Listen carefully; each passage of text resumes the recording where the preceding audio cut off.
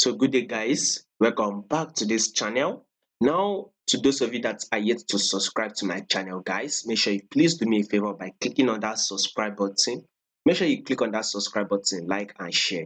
So we will be looking at GBP USD for today. Let's zoom it out. We clearly can see that this price is now giving us an uptrend move. As we can see, GBP USD is now going bullish. Previously it was trending downward. It was giving us a lower lows, a lower highs, lower lows, a lower highs. But right now, a reversal movement has now played out, and we are now getting an higher highs and an higher lows.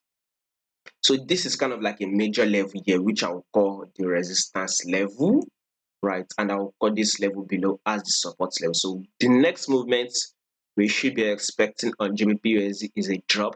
Let's see if you are very much likely to see about 60 to 80 pips drops on GBPUSD for today. Basically, we'll be expecting some major news on the USD, which is very much likely to change the direction of our movement. Either the news drops our price downward or it actually pushes it up. Whatever the news says, they will know. But first, before the news comes out, let's see if you are very much likely to see a drop to about 80 pips. I think from year to year, yes, this is about 86 pips. So let's see if we can get 86 pips, because this is kind of like a major resistance level. So GBP USD needs to drop before it can start going bullish, or it can start going bearish. Whatever it is, we will give you an update.